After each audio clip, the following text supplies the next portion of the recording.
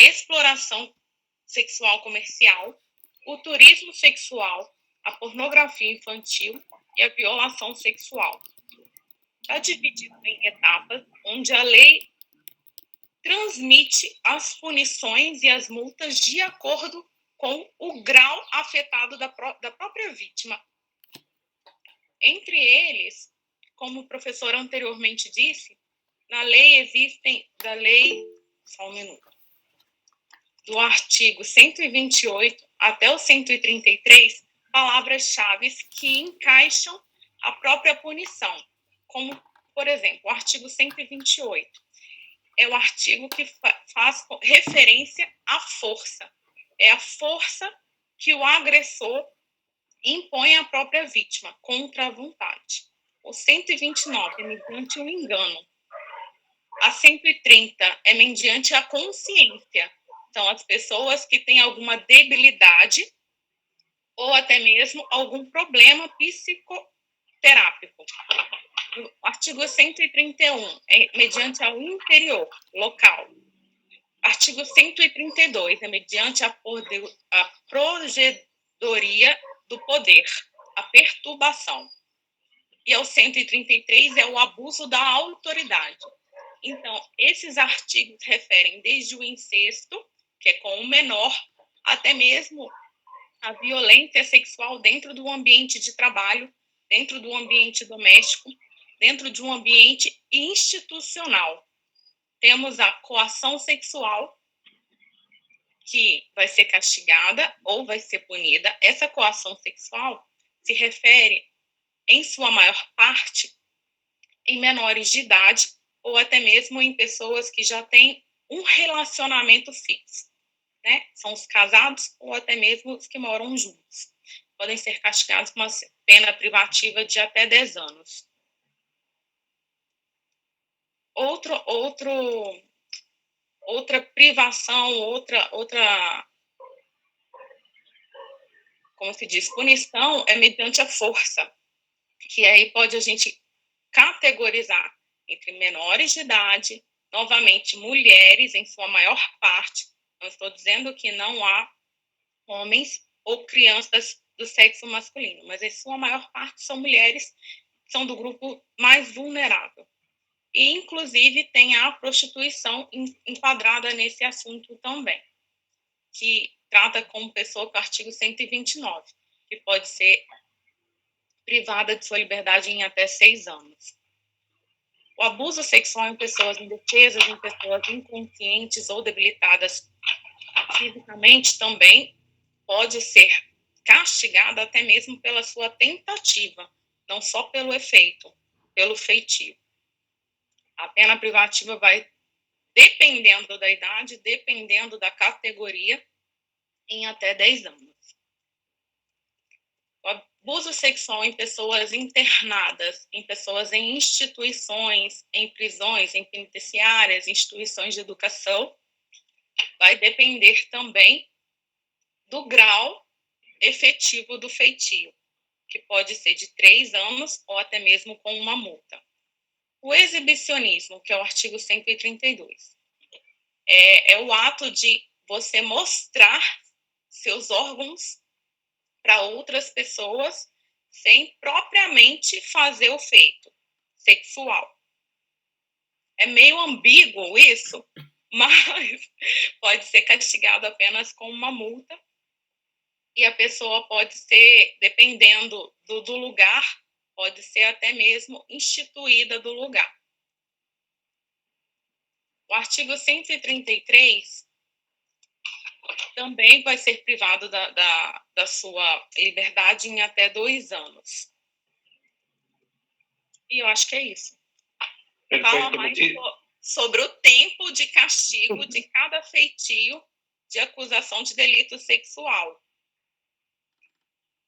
Perfecto. Así mismo, de hecho, el artículo 132, que hablaba del castigo a los altos exhibicionistas, esto ocurre normalmente con personas que tienen, por decirlo de una forma, un trastorno, un delirio, y suelen ir cerca de las escuelas o colegios a quitar sus órganos genitales, a tratar de mostrar a menores de edad, a los estudiantes, cuando salen de la escuela. Son gente que están perturbada y que de esa manera ellos se excitan.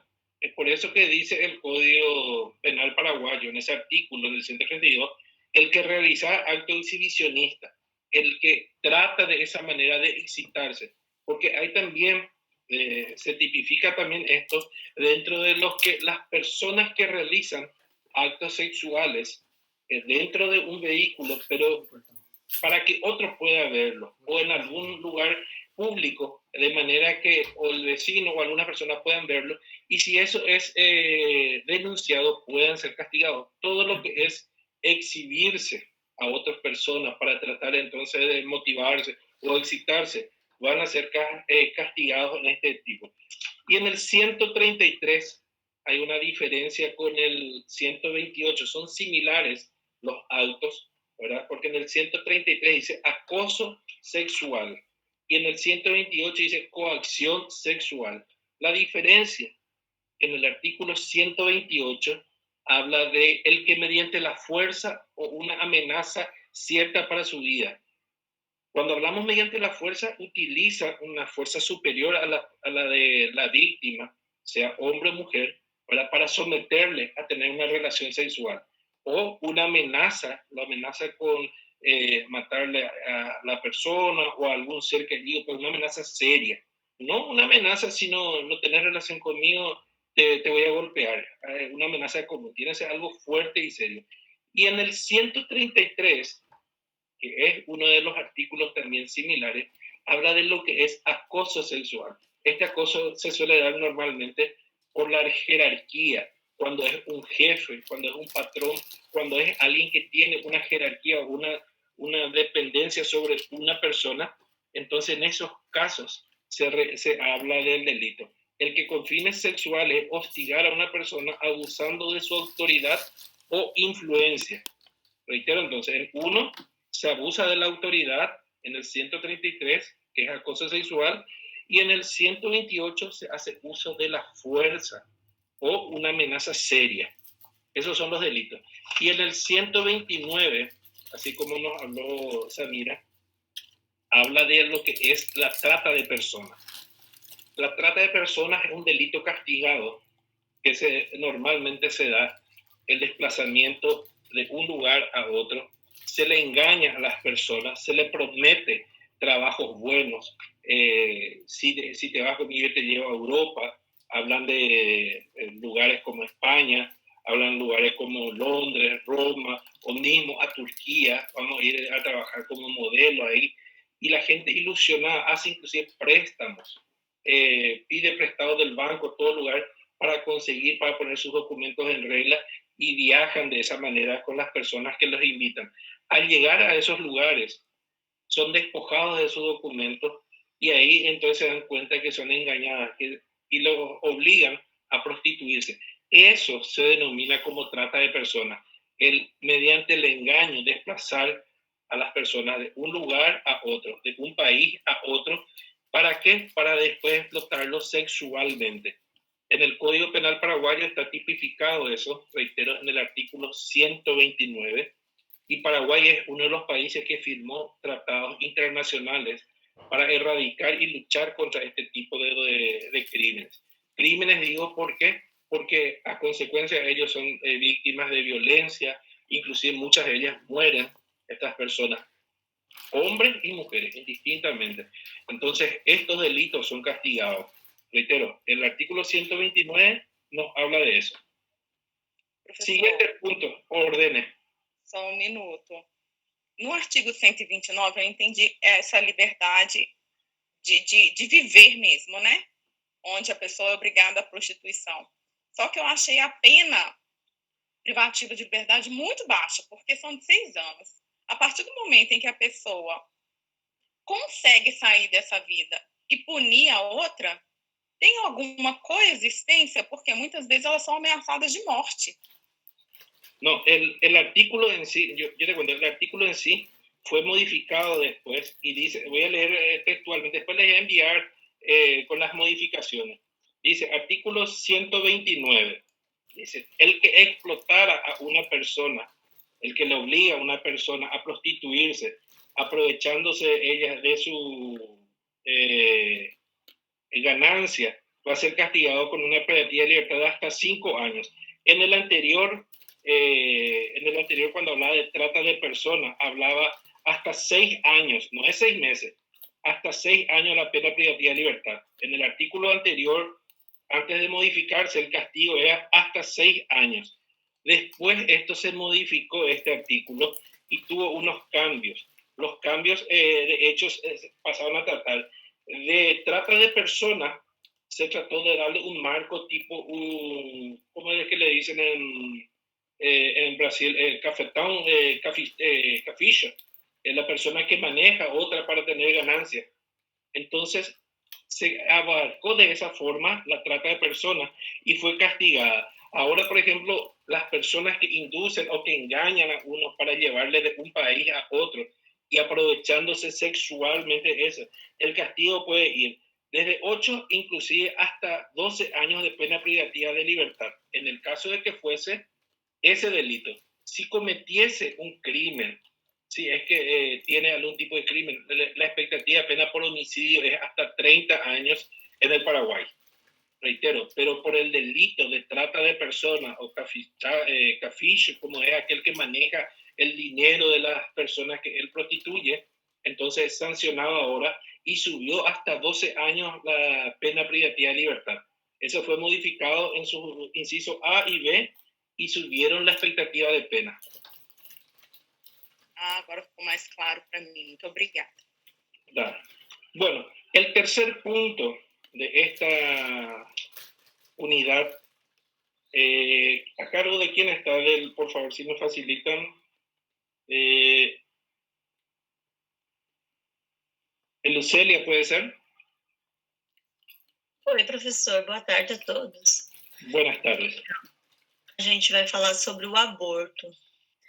Aí, assim, pesquisei tanto na lei do Paraguai quanto na lei do Brasil, ela é considerada igual. As leis são, assim, bem parecidas. Então, o aborto, por si, ele não é legalmente aceito. Somente quando é por estupro ou quando a mãe está correndo risco de vida. Mesmo assim, tem umas regras. São abortos que são interrompidos, feitos, até 20 a 22 semanas. Passado esse período, já não é mais aceito, nem pela lei da forense, né, professor? Aí, também, questão de peso do bebê. O bebê ele não pode pesar mais de 500 gramas, que também já não é considerado, não é aceito pelas pessoas da lei, né? E também, perdi aqui. Então, o aborto legal é feito somente diante disso, de estupro, né? E daí e da pessoa quando está correndo risco de vida. Aí, então, é mandado para o juiz e pedido autorização antes desse prazo.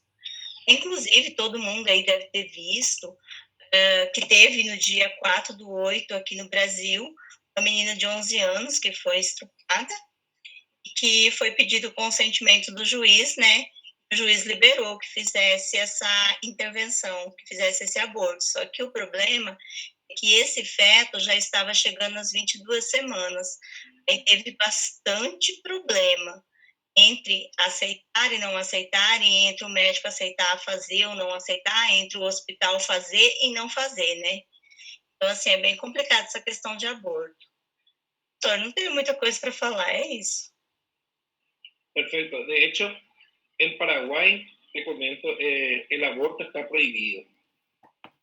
Solamente en casos en donde la mujer o la madre corre riesgo de vida, entonces tiene que hacerse una junta médica y esta junta médica va a elevar un informe a la autoridad competente, al juez, y él va a autorizar eso. Caso contrario, no se puede practicar. Por más que haya sido producto de una violación, tampoco puede practicarse. ¿Por qué? Porque se prohíbe el aborto en Paraguay. ¿Por qué? Justamente porque existe un marco constitucional, el artículo 4 de la Constitución paraguaya, que es la Carta Magna, la más importante de todas, donde habla del derecho a la vida. En ese artículo dice que está garantizado el derecho a la vida desde la concepción. O sea, atendiendo ese artículo, en Paraguay no habla inclusive ni siquiera de 5 ni de 10 semanas, porque la concepción se entiende desde el momento de la unión del óvulo y el esperma. A partir de ahí, entonces, el artículo 4 dice, garantiza la protección de eso. A ese producto lo denomina como un ser, por más que todavía sea pequeño, que no tenga los gramos, que no tenga, ya se garantiza la protección. Entonces, solamente por una orden judicial es que se puede llegar a solicitar. Profesor. Y también en caso de que el producto, el feto, tenga algún problema serio que va a acarrear problemas, que no va a poder llevar una vida normal, reitero, a través de una orden judicial. Caso contrario, no se puede praticar el aborto. Professor, Wilson, queria falar? Isso. Até nesse caso que a Lucélia elencou, é uma questão aí que foge um pouco da discussão jurídica, né?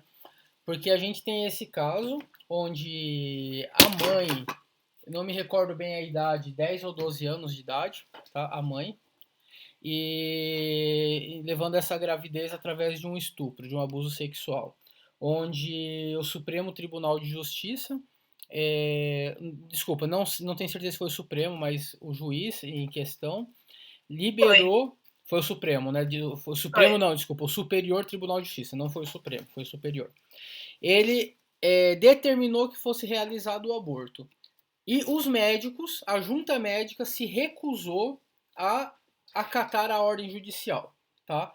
Hoje aqui nós estamos analisando do ponto de vista médico, né? E não do ponto de vista de um profissional de leis, né? Não do ponto de vista de um advogado ou de um jurista. Dentro do ponto de vista do jurista, uma vez que tem uma sentença, é caso julgado, é o ato jurídico perfeito. Foi o que aconteceu. Mas nós, como médicos, do ponto de vista moral e ético, onde começa a vida? Onde um juiz tem autoridade para definir sobre a vida de uma pessoa, sobre a vida de um ser? E pior, a vida gerada através de um abuso sexual, através de um ato violento, né? Esses médicos optaram por não realizar o aborto. Agora, não realizar o aborto dentro de um contexto como esse, você está condenando esta criança que vai nascer a viver uma morte em vida, sabendo que foi fruto de um estupro, fruto de uma ação indesejada, fruto de um crime, podendo levar também risco de morte para esta mãe, para essa gestante que só tem 10 anos de idade. Como analisar isso do ponto de vista médico e não do ponto de vista legal? Porque dentro do ponto de vista legal é quase uma ciência exata. Um juiz preparado tomou uma decisão. Beleza. Isso não que seja fácil, mas a decisão já foi tomada por ele. E agora, eu como médico, devo acatar uma decisão dessa? Como trazer isso para minha vida dentro de um hospital, você entendeu? É aí que eu acho que mora a grande dúvida do profissional da saúde, do profissional médico, de como ter que lidar com uma decisão de tirar ou não a vida de um inocente desse, né? No, y es por eso justamente, Wilson, que en una unidad anterior habíamos hablado de lo que es la deontología, o sea, la parte de la moral y la ética de cada profesional. Si viene una orden judicial, muchas veces los médicos tienen que cumplir. O sea, viene una orden de arriba y tienen que cumplir. Pero en el caso, vamos a dar un ejemplo práctico, en el caso que Wilson sea el médico y Wilson no quiera realizar eso porque dice que su conducta moral y ética no le permite él como ser humano discernir y decirle si le puede o no quitar la vida a este ser que está por nacer o castigarlo o no. Entonces él lo que puede hacer es dejar una constancia que su comportamiento como tal no le permite y deja ahí en manos de otro profesional. A no ser, reitero, que sea el único médico y que tenga que decidir ahí en el momento, entonces quiere decir que tiene que acatar la ley.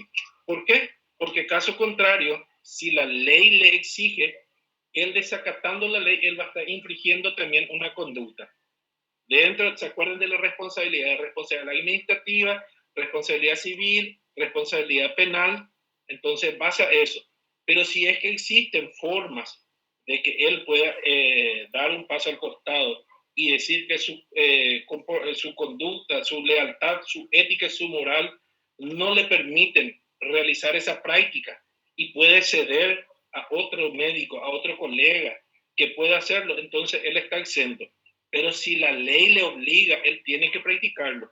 Uno não pode desconhecer a lei. Sim, então, mas eu, particularmente, né, sempre quando eu estive estudando, estive na faculdade de Direito, né, sempre, pelo menos assim, para mim a pessoa que eu aplico não só como jurista, mas como agora na carreira médica, né, sempre colocar o meu código ético acima do meu código moral, né? Onde o código moral são as leis escritas e o código ético aquilo que está dentro da minha consciência, dentro da minha mais profunda lei interna como ser humano, né? De realmente, muitas vezes, num caso desse, você, em detrimento do cumprimento da lei, você fazer aquilo que como ser humano você acha que seria mais correto, né? Eu acredito que principalmente como médico, né? Sempre fazer isso, como o senhor realmente colocou. Não serei eu o único médico do mundo. Assim Então, mesmo. não preciso viver com a culpa. Passo, senhor juiz, não vou acatar a sua decisão. Passe para o próximo, né? Que eu acho que seria a maneira mais certa de tomar uma decisão conseguindo lidar com os dias que virão pela frente sem perder as noites de sono por causa de uma dúvida de uma decisão mal tomada, né? Obrigado, professor. Justamente por eso, Wilson. Así como dijiste, uno cuando estudia, un ejemplo, uno cuando estudia la carrera de Derecho, lo hace para defender justamente a las personas de la injusticia, de los actos cometidos injustamente. Entonces, se pone en ese lugar y dice, no, yo voy a defender lo que es justo. La misma cosa, cuando estudia la carrera de medicina, lo hace para salvar vidas y para dar una mejor calidad de vida a las personas que tienen dolencia. Entonces, a partir de ahí es que uno entra a tallar los valores que uno tiene y puede tomar esa decisión. Y con todo eso, entonces, no es que va a decir, no lo voy a hacer porque no quiero y ya está. Uno tiene que ser responsable y asumir. Viene una orden judicial que dice a los médicos, esta niña fue estuprada, fue violada, tiene esto, hay que practicar el aborto. Los médicos pueden excusarse, pero excusarse dentro de lo que es ese código de ética que ellos tienen y no decir, no quiero hacer porque no me gusta, sino que demostrar que su comportamiento personal no le permite, no puede hacer por esto y que él estudia o estudió justamente para eso, para salvar vidas. Entonces, justificando correctamente y dando la posibilidad a otros colegas que tal vez lo quieran o puedan hacer, entonces está exento, pero no haciendo vacunadas tipo de desafiar a otro tipo de ente o autoridad para demostrar. Entonces, reitero, el que estudió para derecho es justamente porque quiere cumplir leyes y el que estudió medicina es porque quiere salvar vidas o dar una mejor condición de vida a los que tienen dolencia. Y ya va a quedar a criterio de cada uno ese comportamiento, tanto ético como moral, si es que acepta o no. Por eso dije, este tema de aborto, violaciones, es un tema muy amplio. Es un tema amplio que inclusive me atrevería a decir que si tomamos solo el punto de aborto como un tema único para clase, podemos debatir ampliamente, porque no todos vamos a estar o van a estar de la misma forma. Tal vez Wilson piensa de una forma, tal vez Solans piensa de otra forma, tal vez otro colega piensa, y hay que respetar, cada uno tiene su criterio, cada uno tiene que respetar los valores de cada colega. Y así como decís, es cierto, cada médico tiene la opción de elegir si quiere o no hacer, porque es él el que va a llevar esa culpa de consigo, ¿verdad? Y que va a decir que le quitó la vida a un ser que tal vez ¿Dónde sabemos qué tipo de persona podría haber sido también? Entonces va a quedar a criterio de ellos. Bueno, agradezco tu participación, Wilson. ¿Y quién es el Nadia? Tiene el siguiente punto para explicar lo referente a esta unidad. Si nos ayudas con el siguiente punto, Nadia, nos habla sobre la actuación del médico legal y las aristas grandes que hay que tener en cuenta. Professor, a Nádia mandou mensagem aqui no grupo dizendo que ela está vindo de Campo Grande e ela não está conseguindo ficar conectada. Perfecto. Y bueno, voy a ver entonces para ver mi material. Mientras tanto, si es que Ana, voy a ver mi material. Dame un segundito, voy a ver el material aquí y voy a compartir con ustedes la unidad número 5 y vamos a hablar sobre ese punto para no dejar pasar. Y después pasamos a la siguiente compañera, Ana, para que pueda hablarnos sobre el siguiente. Unidad 5, en la sexología entonces vamos a hablar sobre la actuación médico-legal, las 3 aristas importantes a tener en cuenta en el momento que el médico va a ir a ver un lugar donde se practicó el aborto, donde va a ir teniendo en cuenta la mujer o la presunta madre, como así también el producto. Digamos, ir analizando todo eso.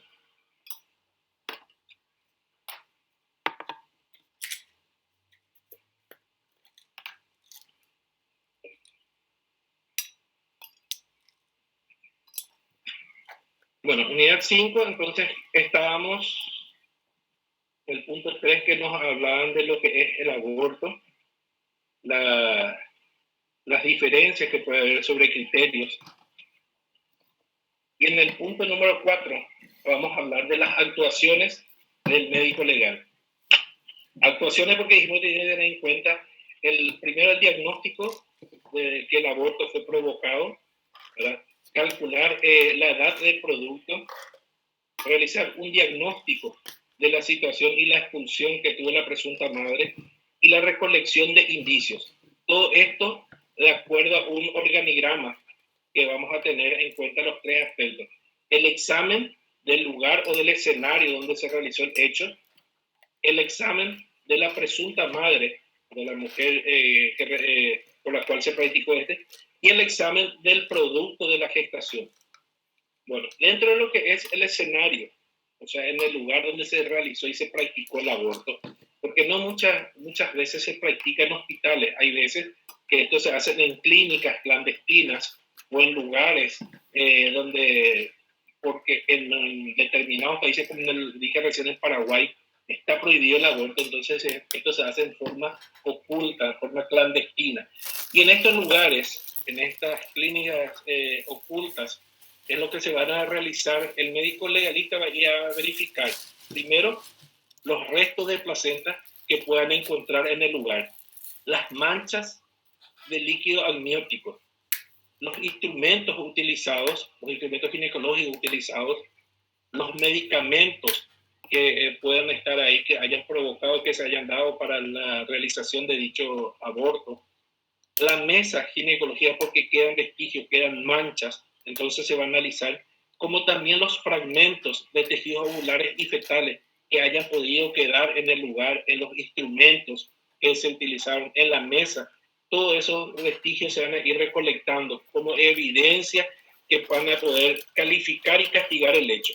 Así también se va a realizar un examen de la presunta madre por los signos recientes. Van a ir viendo el estado de la dilatación, los signos que tiene, el sistema de evacuación que tuvo del útero, y también se va a hacer el examen del producto en caso de que exista el producto de la gestación, porque normalmente tratan de quemar o eliminar, pero quedan siempre estos vestigios.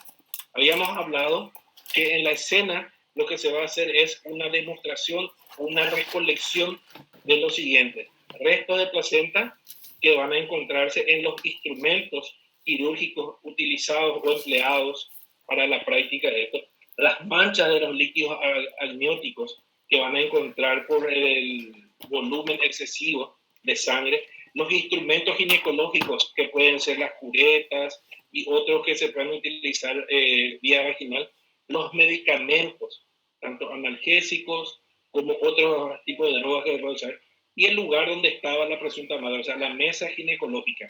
En ella van a haber manchas, ¿verdad? En las sábanas, en toallas o en algún tipo de material que se ponga para apoyar y después limpiarlo.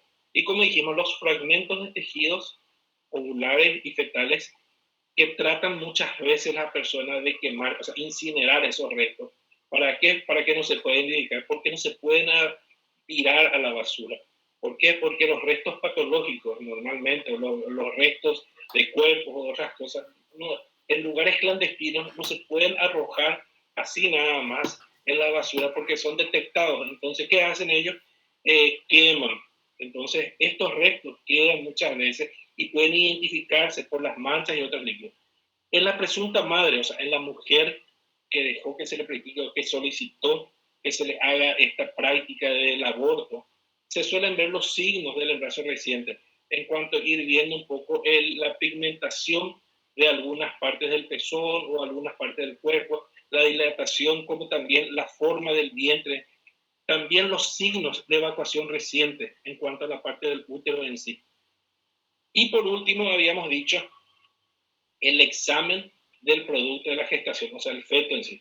Aunque suele verse lo primero, ir viendo justamente si es que hay restos, si tratan de evacuar o terminar, ir reconstruyendo. Todo eso servirá como evidencia. ¿Para qué? Para que puedan imputarle al que practicó el aborto, reitero, si está prohibido en un país, el que hizo, el que dejó de hacer o el que conocía y no advirtió. ¿Por qué? Porque la madre va a ser imputada por dejarse hacer el aborto. El médico que realiza en un lugar donde está prohibido, reitero, el aborto, va a ser sancionado y castigado por practicar el aborto. Como así también van a ser castigados aquellos que sabían y que no evitaron, o que si sabían no avisaron a las autoridades correspondientes de la realización de dicho aborto. Reitero, el aborto en el Paraguay está prohibido. El aborto en el Paraguay está basado en lo que dice el artículo 4 de la Constitución Nacional Paraguaya, entonces no se permite. Es por eso que dije, estas son las aristas a tener en cuenta en el momento de la realización de un estudio. Las aristas importantes del lugar, de la presunta madre y del producto o del feto en sí. Bueno, en el siguiente punto, si es que nos puede hablar Ana. Ana está presente.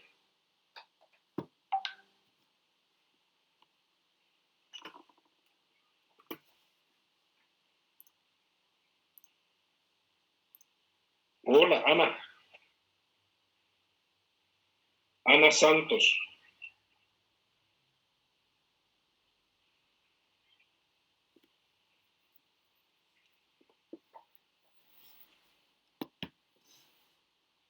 ¿No está Ana? Bueno, habla de la psiquiatría y la psicopatología el siguiente punto.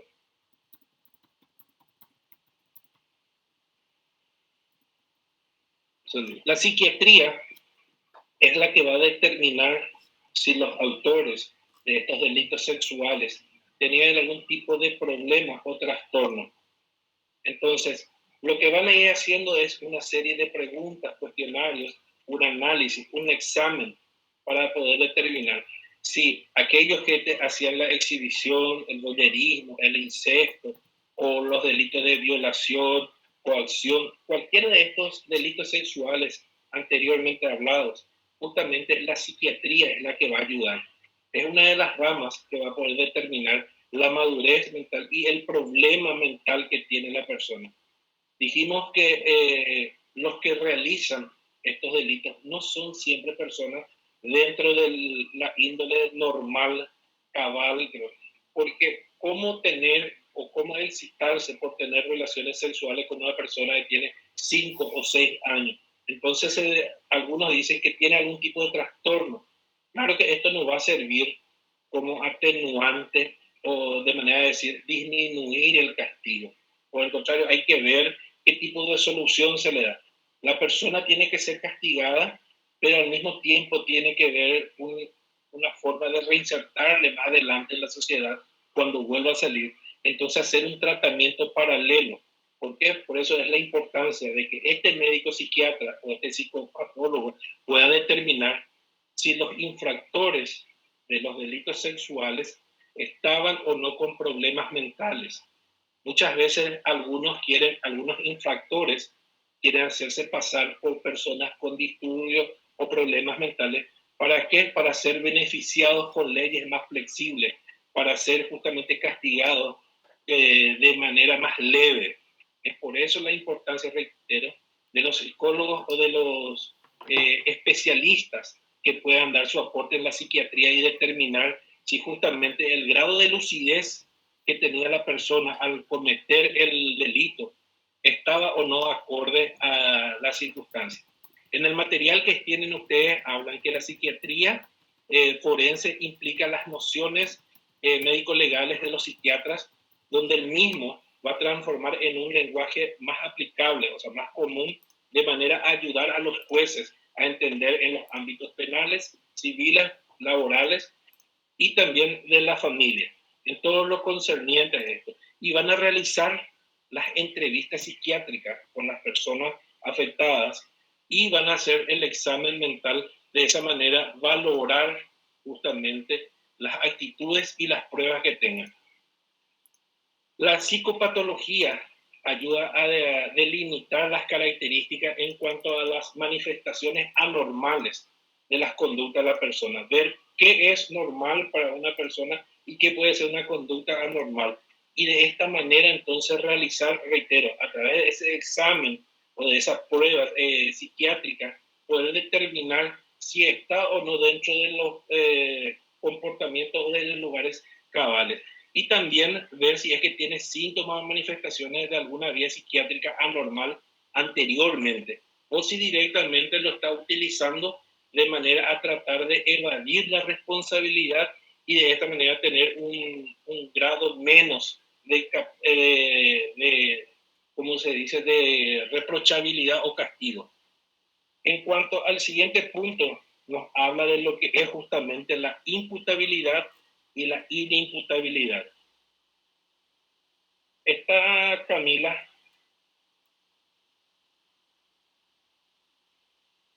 Olá, professor. Olá. Eu acho Camila. que esse tema é a outra Camila, peraí, acho que eu me confundi. Hay dos Camila. La primera tiene que hablarnos sobre lo que es la reprochabilidad, o sea, la imputabilidad y la inimputabilidad. Camila Falcier.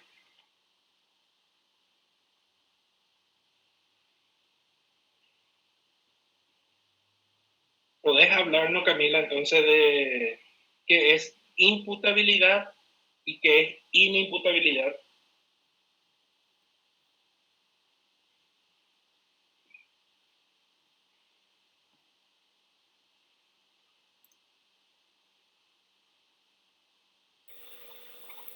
Professora, ela colocou no chat que não está conseguindo ligar o microfone. Perfecto. Bueno, como habíamos hablado al inicio, Camila y a los compañeros, cuando hablamos de imputabilidad, habíamos dicho la capacidad que tiene, o sea, es el conjunto de condiciones, tanto de madurez física y psíquica y de salud mental, que son necesarias para que una persona pueda ser castigado o atribuido a algunos actos. La reprochabilidad que tiene esa persona es la acción o omisión, ¿verdad?, donde él puede decir que está bien y que está mal, a lo que se le puede atribuir algunas conductas. ¿Cuándo ocurre esto? Cuando llega a una madurez mental, de acuerdo a la ley paraguaya, 14 años para arriba ya puede ser imputado, ya puede ser castigado porque puede discernir entre lo correcto y lo incorrecto, entre lo bueno y lo malo, y puede afrontar las responsabilidades por sus acciones. Professor, sou eu. Te escucho. Sim, eu não consegui. Tá. Tá escutando? Escucho perfeito. Sim. No meu ponto, né, a imputabilidade penal que o senhor passou, deu para entender que ela é assim, ela é a capacidade que a pessoa ela tem de entender o ato de que praticou, o crime, o que for. E de entender o que está fazendo e de poder determinar-se de acordo com esse entendimento, se ele será ou não legalmente punido. E o principal para esse imputável, o agente dessa pessoa, ela tem que ter a capacidade de entender o caráter ilícito do fato, que é o quê? Que é a compreensão das coisas. E na imputabilidade, ela é aquela que a pessoa não pode responder pelos seus atos, que vai ser por razão da sua imaturidade psicológica, ou de transtornos mentais, ou pela diversidade sociocultural. A inimputabilidade, ela dentro do Código Penal, ela está no artigo 21, que é onde o senhor estava falando que as pessoas que não têm 14 anos completo, elas não podem responder pelo seu ato. E no artigo 23, que são as pessoas que têm transtornos mentais, que não tenha sido capaz de conhecer a ilicitude do ato ou de determinar de acordo com o mesmo conhecimento, que é esse artigo onde todos aqueles que praticam alguma coisa tentam escapar, né? E é isso. Así mismo. Y hay que tener en cuenta que hay muchas personas que utilizan a menores de 14 años justamente para realizar los autos, porque estas menores de 14 años no pueden ser castigados, no pueden ser sancionados. Entonces, reitero, aquí en Paraguay se les denomina pirañitas a los menores de 10, 11, 12 años que entran así en grupos y roban o realizan algún tipo de delito. Entonces, estos menores no pueden ser imputados, no pueden ser castigados, porque la ley presume que todavía ellos no disciernen y que son manipulados. Entonces, lo que se busca es ver quiénes los manipulan y a estas personas sí castigarlos. Reitero, los menores de 14 años y los que tienen trastornos mentales que realizan hechos de delitos sexuales son exentos, o sea, no son castigados. Por eso dice inimputables, no pueden ser castigados. Bueno, muchísimas gracias, Camila. Ahora tenemos la otra Camila, Camila da Silva, que nos va a hablar en el siguiente punto, que nos habla qué es la prostitución. ¿Qué se entiende por prostitución? Te escucho, Camila. Então, vamos lá. O conceito da prostituição, o termo significa exibir-se para venda. E a prostituição, ela se define como o ato de participar de atividades sexuais em troca de dinheiro ou em troca de bens, podendo ser exercida por todas as orientações sexuais. E as causas em si mais comum está relacionada ao desemprego, sequestros, quando a pessoa é violada fisicamente, maus tratos, carências afetivas, rejeição social, abandono, pressão de outras pessoas, ausência de pais, baixa autoestima, pessoas que consomem drogas, conflitos familiares, afiliação a grupos de amigos, violência psicológica, a exclusão social, crianças que em sua infância foram violadas, e a prostituição forçada, ela se engloba dentro do comércio ilegal de pessoas. E os elementos que configuram a prostituição nenhuma outra atividade de renda, a pluralidade, a falta de escolha e a forma de pagamento. E as situações relacionadas com a prostituição, como enfermidades sexualmente transmissíveis, a violência e o tráfico de pessoas. Perfecto.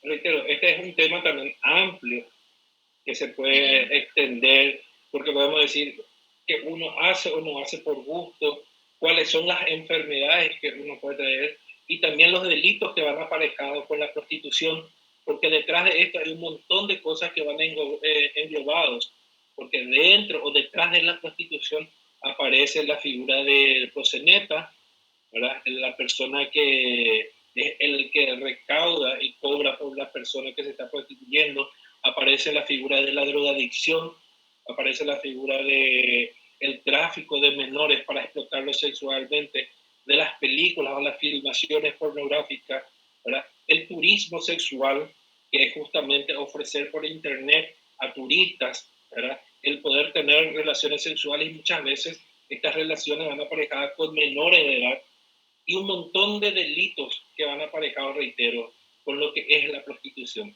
La prostitución, una de las profesiones más antiguas, como dirían algunos, porque se hablaba desde los primeros comienzos que la prostitución es algo que ya existía, ¿verdad?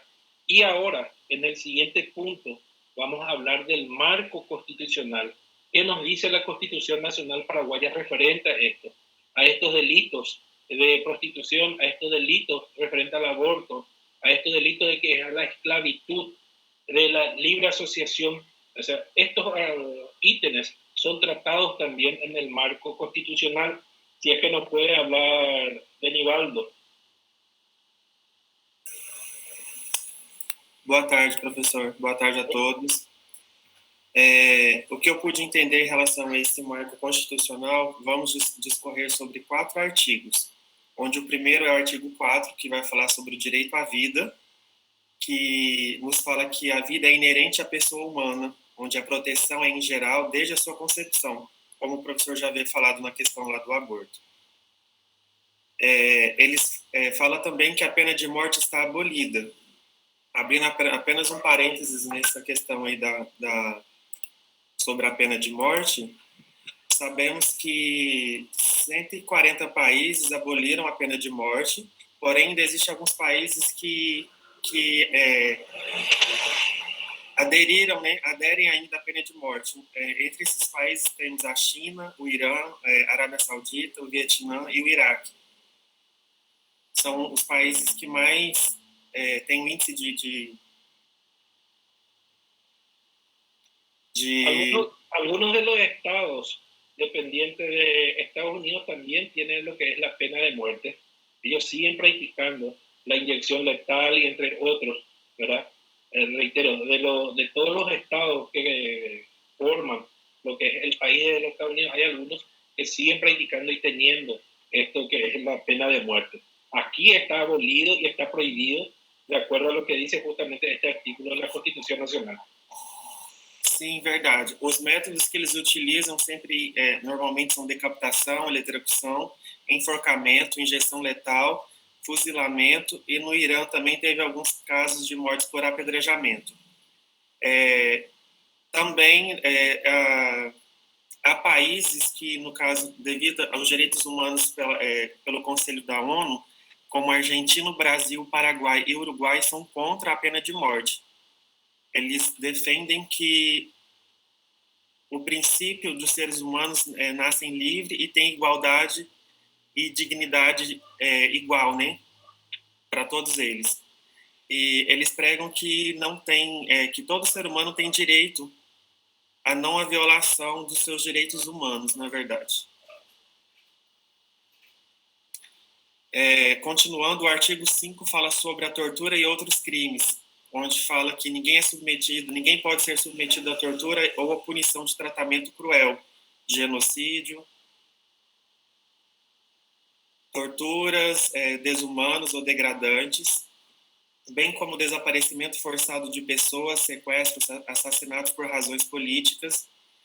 O artigo 9 fala sobre a liberdade e segurança da pessoa, onde toda pessoa tem direito de ser protegida por sua liberdade de segurança, onde ninguém pode ser obrigado a fazer com que a lei não ordena ou privado do que ela não proíbe. E o artigo 10, que é a proscrição da escravidão ou servidão, onde que fala sobre a questão de escravidão de pessoas, né, ou tráfico de pessoas. Perfecto, esos son los 4 artículos que habla justamente de la Constitución paraguaya, donde nos dice, como vos dijiste, artículo 4 nos habla del derecho a la vida y que desde el momento de la concepción entonces está garantizada la vida. El artículo 5 que nos habla de la prohibición de torturas y desaparición forzosa, porque antes, en la época anterior, aquellos que estaban en contra al gobierno actual, entonces eran desaparecidos, eran torturados y eran desaparecidos. Morían y no se sabían qué pasaban de ellos. Entonces, hoy por hoy está prohibido. El artículo 9 habla de la libertad, que cada uno tiene libertad de poder escoger lo que más le guste, siempre y cuando esté dentro del marco legal, esté permitido por la ley. Y en el artículo 10 nos habla de la esclavitud, que está prohibido la esclavitud. Eso que hacen de la trata de personas, trasladarlo de un lugar a otro, también sería como un tipo de esclavitud, porque lo someten a la prostitución y lo tienen ahí como un empleado que no puede disponer libremente de él y querer irse cuando quiera. Entonces está prohibido también de acuerdo al artículo 10. Bueno, el siguiente punto nos va a hablar la compañera Karen. Karen, si es que estás en línea, si estás por ahí, nos podés explicar. Olá. ¿Qué tal? Oi, ¿Cómo doutor. estamos? Me escuta? Perfeito, te escucho. Olá.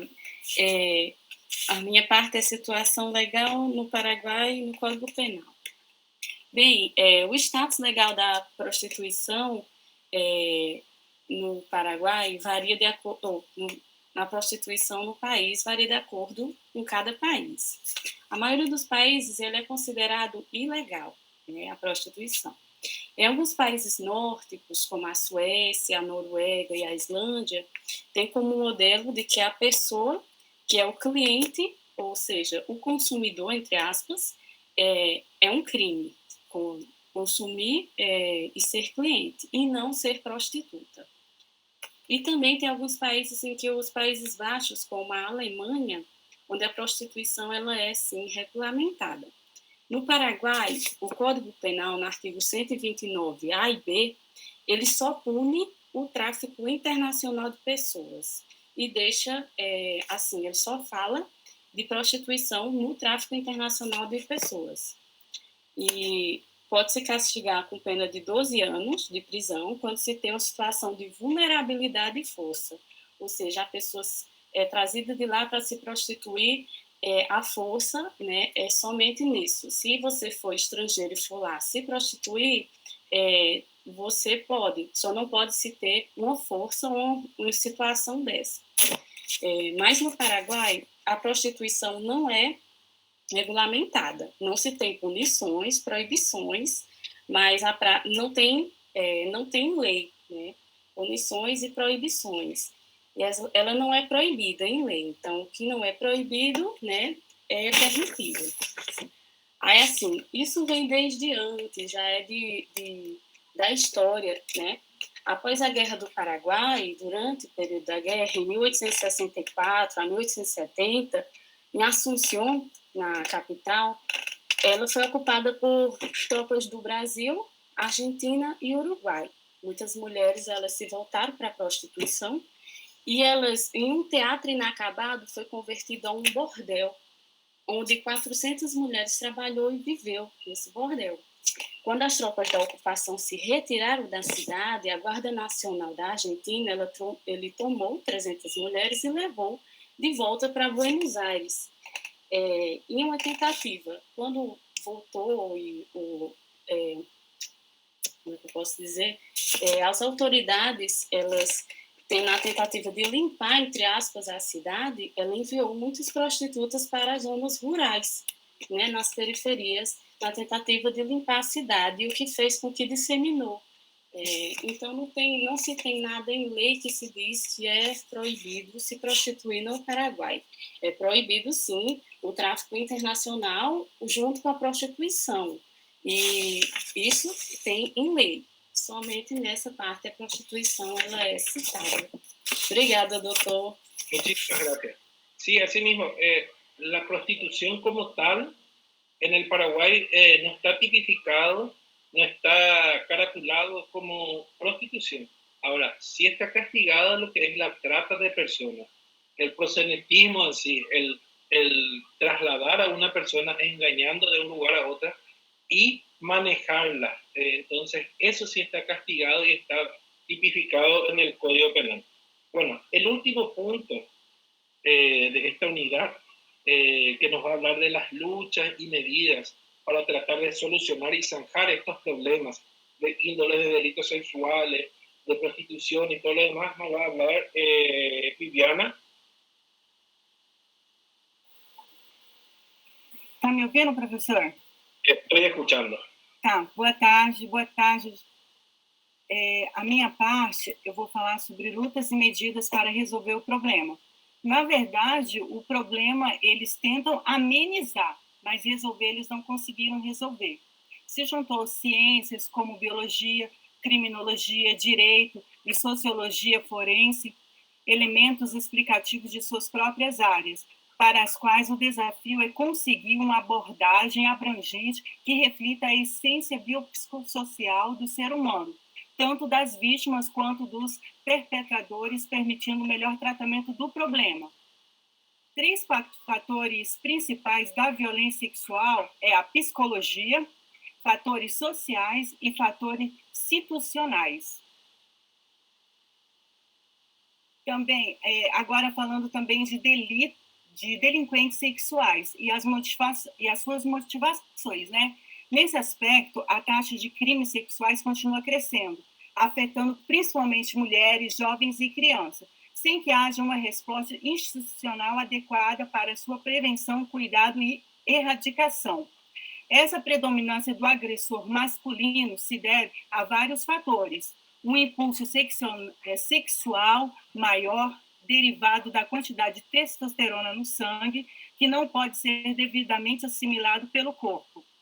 Complexos que limitam sua identidade sexual, o que pode levar ao interesse em explorar vários estímulos sexuais para superar a situação. E demandas socioculturais que impedem estereotipos associados a um forte impulso sexual, esquecendo os aspectos mais importantes, que é o sentimento, o respeito e o compromisso para o seu igual, né? Para o seu companheiro ou companheira, para pessoas próximas de você, né? Então, normalmente, essas motivações giram em torno desses 3 elementos, que é o desejo sexual, que é humilhar e denegrir a vítima, o uso da violência física, os diferentes perfis de estupradores, geralmente tem a ver com a intensidade da presença desses 3 elementos, o que pode precipitar a agressão sexual e o somatório de várias causas, não apenas uma delas, como situação de estresse prolongado, consumo de álcool, desejo sexual excessivo, irritabilidade, percepção de sedução ou impotência da vítima, bem como a probabilidade de que o ato fique impune. Então, esse fenômeno de recrutamento que a gente está ouvindo e está vendo todos esses problemas, né? Eles tentaram, mas, assim, aqui no Paraguai já ratificou vários instrumentos internacionais, né? Nos quais se comprometeram a combater o tráfico de pessoas, inclusive existem unidades especializadas do Ministério Público e da Polícia Nacional que se dedicam exclusivamente a reprimir seus perpetradores, que têm a obrigação de proteger a vítima. Mas, até no entanto, só tende aumentado a criminalidade nesse aspecto de violência, tanto para mulheres quanto para crianças, né? Essa é a minha parte, professor. Perfecto, muchísimas gracias, Liliana. Excelente la exposición de todos los compañeros, a los que pudieron apoyar o también hablar durante este proceso. Muchísimas gracias, excelente. Ahora vamos a pasar a la otra turma, al otro sexto, de manera que nos pueda hablar de lo que es la toxicología y la toxicomanía. En este punto, en esta unidad número 6, quiero que en el primer punto nos hable justamente qué es toxicología y qué es toxicomanía, el concepto de ambos, de manera que podamos tener y sepamos lo que vamos a utilizar, porque son temas de exámenes y hay que entenderlos, qué es uno y qué es otro. ¿Quién es el primer compañero o compañera que va a hablarnos sobre la definición, el concepto de cada uno? Boa tarde, professor. Buenas tardes. Sou eu, é Ginit. Ya te tengo acá, ya registro. Explícanos, por favor, qué es toxicología e que é toxicomania. Tá, ok. Bom, o conceito, né, de toxicologia forense, ele é o estudo dos efeitos nocivos que podem exercer algumas substâncias químicas no organismo dos seres vivos. A toxicologia é uma ciência que estuda os tóxicos e as intoxicações. O estudo científico de substâncias venenosas e tóxicas, o comportamento, o metabolismo, o mecanismo de ação, as lesões que produzem e a sua forma de acumulação. A toxicologia, ela também estuda o tratamento adequado para proteger o organismo quando ele é afetado nas formas ingerida, inalada, aplicada, injetada e absorvida. E as suas propriedades físicas e químicas têm sido capazes de provocar alterações orgânicas ou funcionais, e isso pode chegar até a morte, né? A toxicologia também é uma ciência multidisciplinar. Eu estava pesquisando, né, que ela usa as disciplinas de química analítica, farmacologia e química clínica. Ela é uma ciência multidisciplinar e, com a união de todos os conhecimentos e técnicas, eles ajudam os científicos para poder valorizar, né, a segurança, a toxicidade e o risco que essas substâncias químicas causam no organismo. E a toxicologia forense, eu não entendi, professor, se ela vem de duas ramas ou se ela se divide em duas ramas. Mas sei que ela tem a rama da toxicologia, que estuda os métodos de investigação médico-legal, que é quando estuda os casos de envenenamento e morte. E também ela tem uma rama da medicina forense, que estuda as substâncias químicas, mas aí já é relacionado aos delitos. E muitas dessas substâncias não geram nenhuma lesão característica. Ela não é suspeita que haja uma reação tóxica. Somente a investigação visual não é suficiente para se chegar a uma conclusão. O profissional que trabalha com isso, né, é o toxicólogo forense, e ele tem que considerar o contexto da investigação, em particular, qualquer sintoma físico que se apresente, ou qualquer tipo de evidência que ele tenha coletado na cena do crime, para poder ajudar, né, a melhorar essa evidência, como recipientes onde se guarda os medicamentos, pó, resíduo e outras substâncias que estejam disponíveis no local. Com toda essa informação e com as amostras de evidência que foram colhidas no local, o toxicólogo forense ele tem que determinar quais substâncias tóxicas estão presentes no corpo, sob quais concentrações e quais foram os efeitos que essas substâncias fizeram no organismo para poder causar a morte. Aí agora a toxicomania. A toxicomania é um estado derivado de um uso exagerado do consumo de algumas substâncias, que podem ser substâncias tóxicas, né? Que podem ser a cocaína, a heroína, a morfina e até mesmo o álcool ou a nicotina. E a principal característica da dependência dessas drogas é a aparição da síndrome de abstinência física ou psíquica. A toxicomania é um estado de intoxicação periódico ou crônico prejudicial ao indivíduo e produzida pelo consumo repetitivo de uma droga. Essa droga pode ser tanto natural quanto fabricada sinteticamente. Perfecto, así mismo. La toxicomanía es eso justamente, la dependencia reiterada de una sustancia, una droga, ¿verdad? Puede ser el alcohol, puede ser el tabaco, puede ser cualquier cosa que lo haga adicto a una persona. Y la toxicología, ¿verdad? El experto en toxicología va a determinar en los cadáveres, o sea, en las personas que murieron, va a realizar los estudios, como también en las personas vivas, va a realizar un estudio para determinar si los delitos que cometió lo hizo bajo efecto de alguna droga, de alguna sustancia prohibida. Entonces, esos análisis van a ser extraídos y elevados a las autoridades competentes.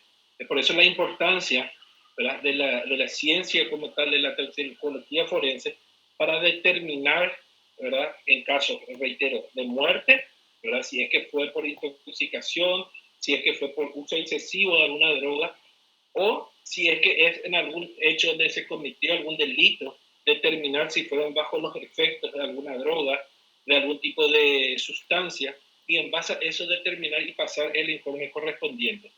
Bueno, en el siguiente punto de la unidad número 6, vamos a hablar de las sustancias toxicomanígenas. En esto nos va a hablar la compañera Aline. Boa tarde, professor. Boa tarde a todos. Bem, como a Gennett colocou, muito bem colocado, né? A gente vai falar sobre toxicomania, o que significa, né? Então, primeiramente, vamos frisar o que é toxicomania. Isso significa, essa palavra, ao consumo compulsivo, né? Vamos dar ênfase à palavra compulsão e exagerado das substâncias ativas sobre o psiquismo, assim como a nossa companheira Gwyneth, né, falou.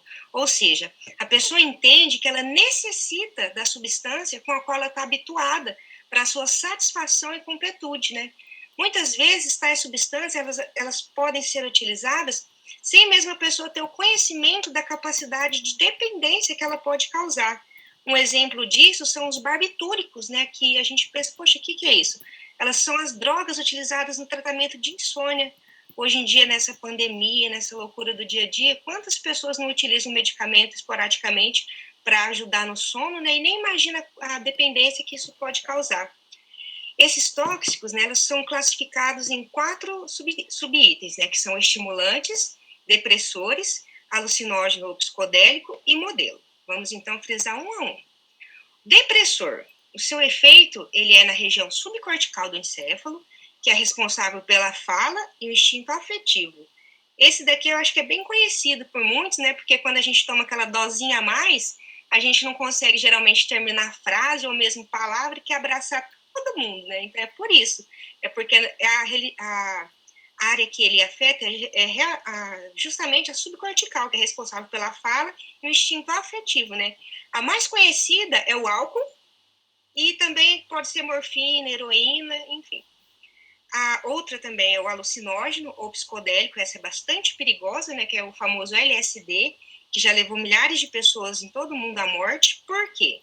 Porque ele distorce completamente a realidade e a percepção de espaço, né, que a pessoa tem, que ela pode acometer assim, atrocidades, como, por exemplo, se jogar num vazio de um prédio de 10 andares, imaginando estar sobre o chão, porque ela tem a percepção que ela está andando no plano, porém ela não tem noção que ela está no alto. Então, essa é uma droga bastante perigosa. Outra droga também conhecidíssima é a droga modelo, né, que é o álcool. Por que droga modelo? Porque ela é uma droga lícita, que é liberada, pode se utilizar, causa dependência, assim como café, tabaco, porém, ela se difere dessas substâncias pela sua capacidade de afetar seriamente a personalidade e a consciência da pessoa, assim como a gente frisou ali em cima. Então, assim como as drogas consideradas ilícitas, ela também pode ser prejudicial se não usada com moderação. Ou seja, ela é uma substância de consumo legal, porém ela tem a capacidade de produzir todos os efeitos nocivos determinados pelas drogas. Então, assim, em suma, né, resumindo, a dependência e consumo dessas substâncias que é considerado toxicomania. Perfecto, muchísimas gracias por tu participación, Aline. Ahora, antes de pasar al siguiente punto, no se olviden, por favor, de incluir nombre y apellido y a qué turno pertenecen para su asistencia del día de hoy. Aquellos que todavía no lo han hecho, entonces hacerlo, por favor. Siguiente punto, intoxicación por psicofármacos y su derivación oportuna en caso de que sean intoxicados y si son llevados a tiempo en un centro de salud, en un hospital, cómo pueden hacer, cómo salvarlo y qué es. Te escuchamos, Joseni. Olá, boa tarde. Estou escutando sim. A intoxicação por psicofármacos, que são levados por oportunos, né? O uso de psicofármacos é indicado para tratamento de transtornos mentais, né? Entretanto, possui risco de gerar uma intoxicação se for utilizado de maneira assim, muito abusiva ou inadequada. as intoxicações por medicamentos e as circunstâncias tentativas de suicídio. Isso ocorre muito por usar medicação não apropriada, né? Psicotrópicos ou psicofármacos, fármacos psicoativos, são grupos, né, de substância química que atuam sobre o sistema nervoso central, afetados os processos mentais e alterando a percepção de emoção, comportamento de quem o consome, né? A intoxicação por psicofármacos é apresentado em características sociodemográficas e clínica, bem definido, sendo que as circunstâncias, tentativas de suicídio, sugerem na necessidade de acompanhamento psiquímico, né? Que mais frequente, agente mais utilizado, serve os ansiolíticos ou acionolíticos, né? Que são a mesma ocasião. Tendo uma característica de uso mais do sexo feminino, né? Jovens, entre 19 anos, a circunstância de tentativa de suicídio por envenenamento moderado ou uso excessivo inadequados dos fármacos.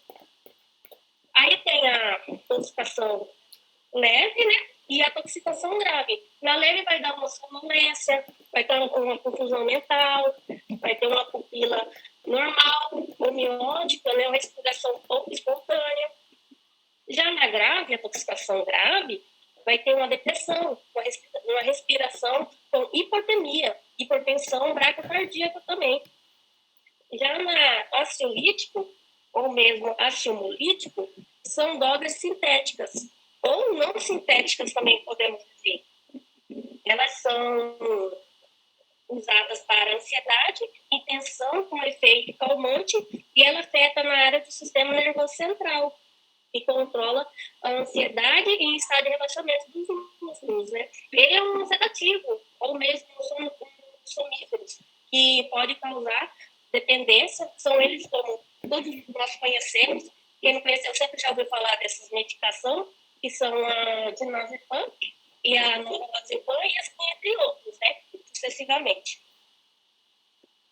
E também tem os antipsíquicos, que sua característica por ser sua ação psicotópicas, né, como efeitos sedativos e psicomotores. Por isso, além de ser constituído como um fármaco referencialmente usado nos tratamentos sintomáticos ou de psicose, principalmente a esquizofrenia, também utilizado como anestésico ou um distúrbio, estabilidade de ânimo.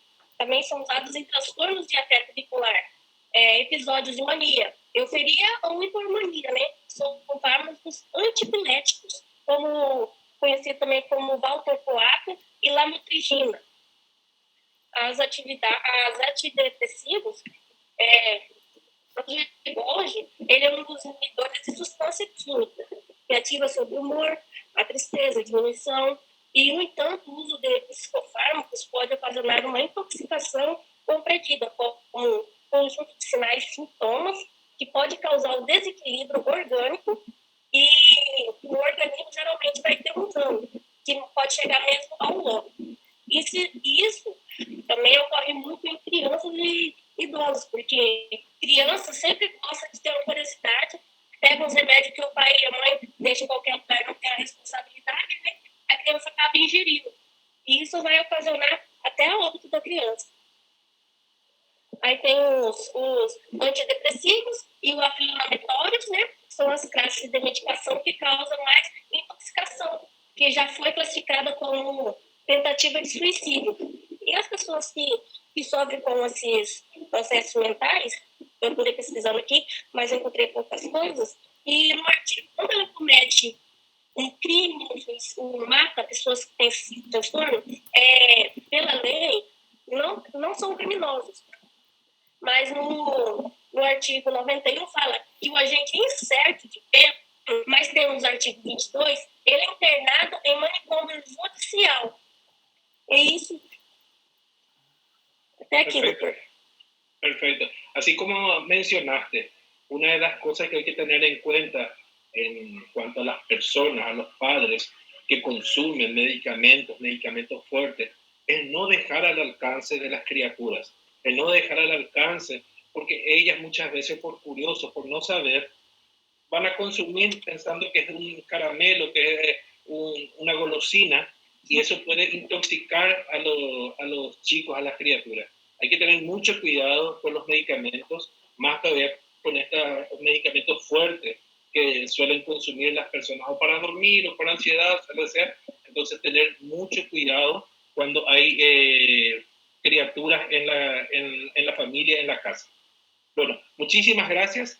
Ahora el siguiente punto vamos a tratar con Reginaldo, que nos va a hablar un poquitito de lo que es el alcoholismo, causantes de delitos y demás. Te escuchamos, Reginaldo. Buenas tardes, doutor. Buenas tardes, colegas. Eu vou falar um pouco sobre o alcoolismo, o conceito, né? Causa, consequências e medidas de erradiação. O conceito. O álcool é a substância psicoativa com propriedades causantes de dependência. É utilizado amplamente em muitas culturas durante séculos. O álcool é uma droga que atua como depressor no sistema nervoso central, como sedante. A ingesta de grandes quantidades chega a produzir transtorno na coordenação da fala e músculo, sonos, e pode levar essa pessoa ao coma. Os sintomas de abstinência são dor de cabeça, ansiedade, insônia, tremores, delírios, convulsões, entre outros. As causas, temos várias. Uma delas é herança. Criança que seja criado em ambientes familiares alcoólicos. Temos o desejo de sumir, que existe pessoas, esse desejo de sumir de situações que seja dolorosa.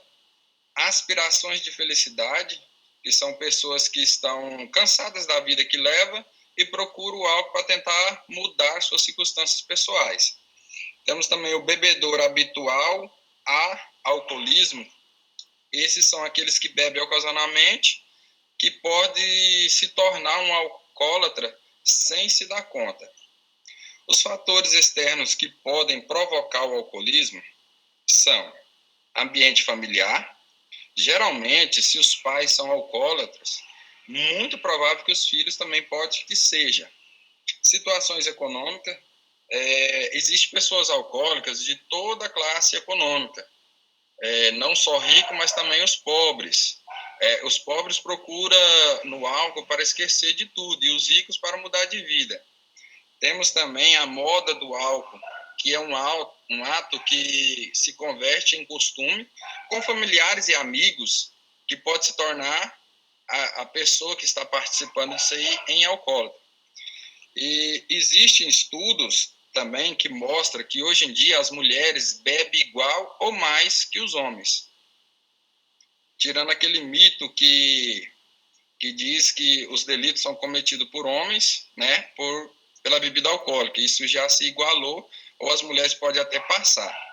A consequência pelo uso e abuso do consumo do álcool seria deteriorar o estômago, fígado, rins, coração e o sistema nervoso. Há um desequilíbrio mental e as alucinações, podendo chegar à cirrose hepática. Temos a criminalidade direta e a indireta. A direta é quando existe uma conexão ou relação direta entre o álcool e o delito. A criminalidade indireta é aquela que o álcool é um dos fatores que influenciam no delito, mas não é a verdadeira ligação causal. Já nas medidas de erradiação, o álcool ele é um vício que pode abrigar a vida da pessoa que está consumindo, já que não só tem múltiplas consequências físicas, mas também psicológicas. Sair desse problema é possível com vontade e ajuda. A prevenção do alcoolismo deve se iniciar na adolescência, se não quanto antes. A recomendação é que não beber nada de álcool até a idade adulta. Só que tem muitos pais que consomem o álcool, né? E não querem que seus filhos se tornem alcoólatras, que não venham a consumir, mas vive consumindo na frente dos filhos, ou até mesmo contando histórias de quando era jovem, que consumiu uma bebida alcoólica, que isso lhe causou uma sensação boa, uma lembrança boa, despertando em si a curiosidade desse adolescente ou dessa essa pessoa que ainda não atingiu a maioridade de entrar nesse mundo, porque pode ser que é muito difícil de sair quando chega a ser um alcoólatra. Essa é a minha parte.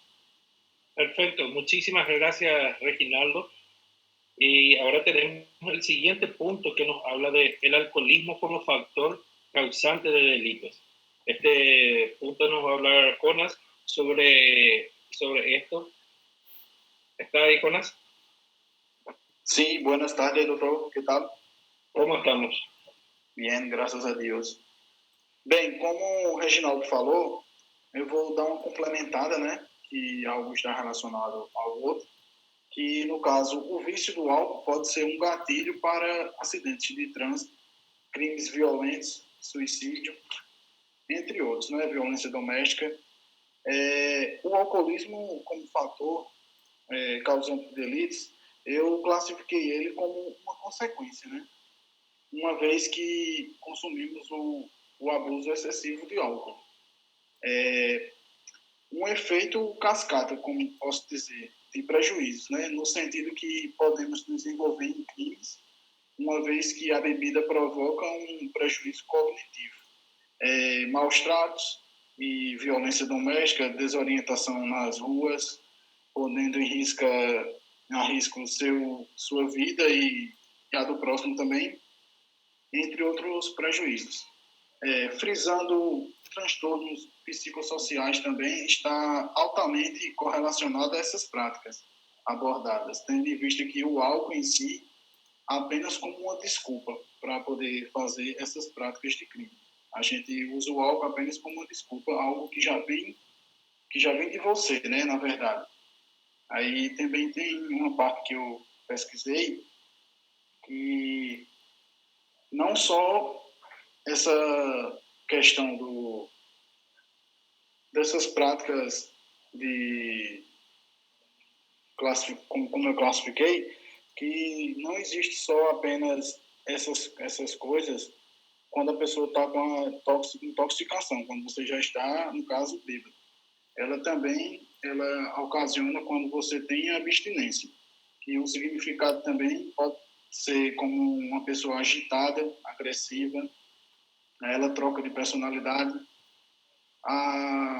simplesmente afirmando que a relação entre o álcool e o comportamento intervém de fatores farmacológicos, psicológicos e sociais, né? Bem isso daí.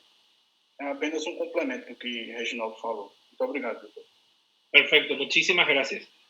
En el punto número 6 vamos a hablar de lo que es drogadicción y criminalidad. Mariana, ¿podés explicarnos qué entendiste por estos dos aspectos, estas dos definiciones? Buenas tardes, doutor, me escucha? Sí, te escucho. Boa tarde, professor, boa tarde, turma. Eu vou estar apresentando com respeito à drogadicção e criminalidade. A drogadicção, ela também é conhecida por ser chamada de droga-dependência ou fármaco-dependência. A droga-adicção, o que significa droga-adicção? Significa adição às drogas. Quando a pessoa faz uso de drogas, no início ela começa com um tipo de droga, e como essa droga ela vai fazendo com que o organismo ela vai se adaptando à quantidade e ao tipo de droga, geralmente essa pessoa tende a aumentar o consumo ou recorre a outros tipos de drogas mais fortes para ter aquela mesma sensação que ela tinha no início. Então, essa droga tem um consumo recorrente, abusivo e autodestrutivo.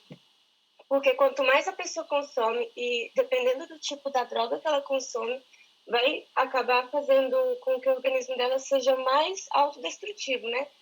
Vai afetando mais os órgãos, tanto físicos como mental. E isso pode também acaba com que afeta o sistema nervoso central e as funções cerebrais. A pessoa tem uns comportamentos diferentes, tanto emocional quanto comportamento com outras pessoas também. Ela pode ser mais violenta, ela pode ficar depressiva, pode causar depressão.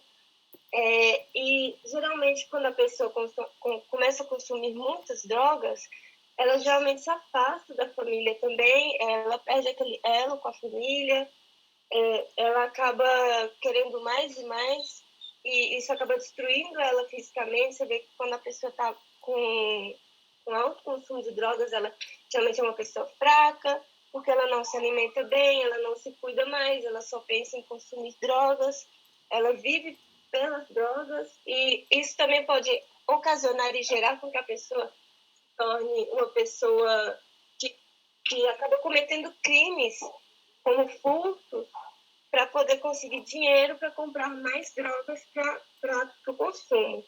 Então, tanto pelo fato da pessoa estar consumindo essas drogas,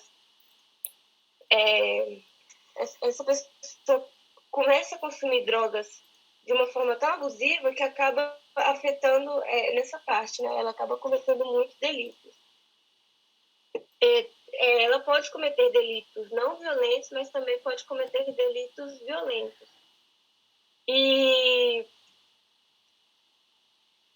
que mais? Na parte criminal, é isso que eu falei. Essa pessoa acaba afetando uma parte microsocial de certas regiões por conta dela começar a querer furtar, né, de outras pessoas para poder ter o que ela precisa, que são as drogas. E isso acaba afetando aquelas comunidades que vivenciam esse tipo de atos, né? E tem também a parte violenta, que não é a mais vista, né? Geralmente eles não são tão violentos assim, geralmente tem essa parte violenta, mas tem também aquela parte não violenta, que as pessoas roubam, mas não usando a violência, né? E outras vezes eles usam o meio de violência para conseguir o que eles querem. Y esa es mi parte. Perfecto, muchísimas gracias. Justamente eso, el tema de la drogadicción es algo complejo porque en los lugares, en los barrios, en las ciudades donde hay un drogadicto, una persona adicta a las drogas, muchas veces estas personas de escasos recursos va a tratar de hurtar o robar cosas para obtener dinero y para poder comprar la droga y volver a estar en ese estado de dependencia. Es por eso que hablaba de la criminalidad, que existe una relación también con lo que es la drogadicción.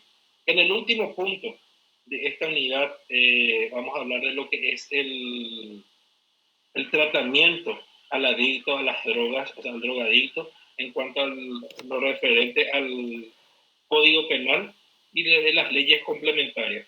Juliana, ¿estás por ahí?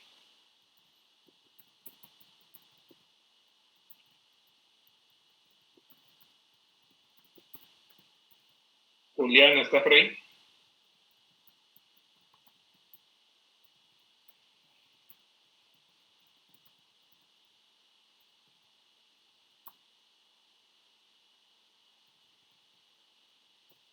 Bueno, lo referente al tratamiento que se le da en materia penal a los drogadictos. Primero, antes que nada, hay que saber que aquellas personas, tanto físicas como jurídicas, que trabajan con lo concerniente al transporte, comercialización de drogas o fármacos permitidos, tienen que estar inscritos y registrados de manera a poder trabajar normalmente. Tienen que realizar reportes mensuales entre cada fecha determinada, del 1 al 10 de cada mes, el reporte mensual de sus actividades y qué es lo que van haciendo. A la ausencia de este tipo de reportes van a venir sanciones, cuando se vuelva a cometer las mismas infracciones, después van a ser quitadas los permisos de estas personas que trabajan con ellos. Y también las personas que tengan autorización para utilización de algún tipo de psicofármaco por tratamiento médico o algo, solamente pueden tener consigo la cantidad permitida. En el caso, por ejemplo, de la marihuana, para algún tratamiento medicinal, para uso medicinal, solamente lo que está recetado y permitido pueden tener consigo, pero para ello tienen que tener también una autorización. No es que una persona va a decir, no, yo tengo dolores de hueso y quiero llevar conmigo 1 kilo de marihuana para relajarme y estar sosegado. No, tiene que justificar, tiene que tener un registro, un carnet, y también puede poseer solamente la cantidad necesaria. Aquellas personas que cometen el ilícito, que son adictas y que son sancionadas por el Código Penal, ellas van a ser castigadas, pero a la par que son castigadas y guardan reclusión, también tendrán un periodo de tiempo en el cual se va a solicitar su reinserción a través de tratamientos de desintoxicación, y de manera que cuando salga a la sociedad pueda reinsertarse libremente sin ningún tipo de vicio y sin ningún tipo de adicción.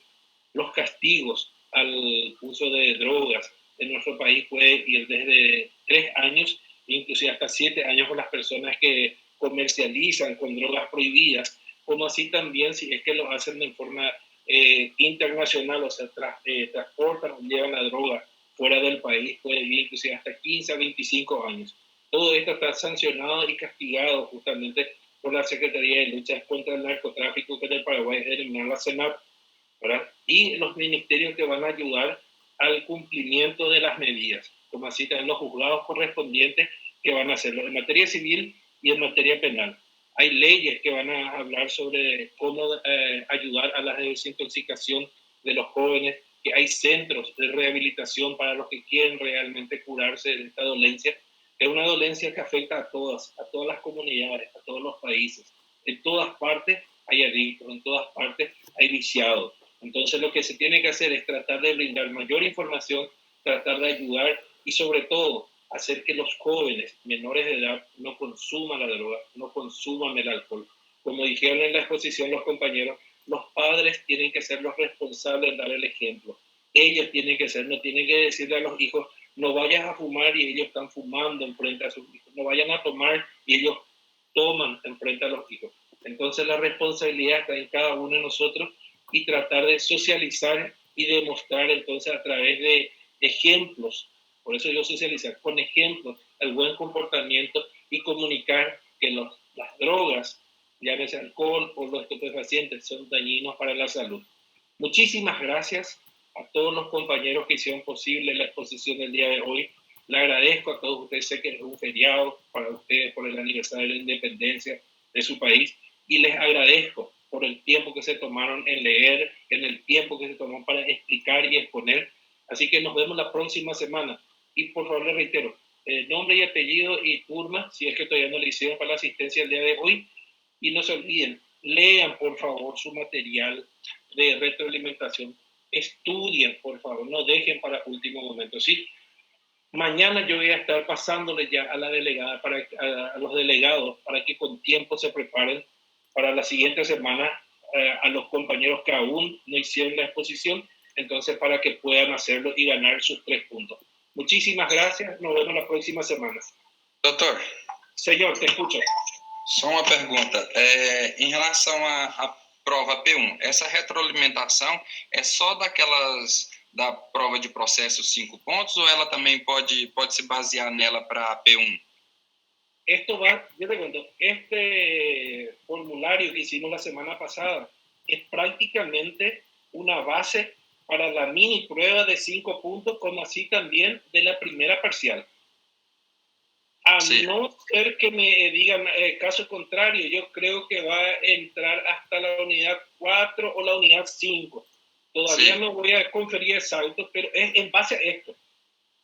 Si por ahí va a haber algo más, si me autorizan, ellos me dicen, no, la P1, o sea, la primera parcial, esta de 15 puntos, va a ir hasta la unidad 5. Yo les voy a preparar de vuelta una retroalimentación de la unidad 4 y la unidad 5, que todavía no está faltando, ¿verdad? Sí. Pero por el momento es en base a esto, unidad 1, 2 y 3. Ok, gracias. Dale, nos vemos entonces la próxima semana. Muchísimas gracias a todos.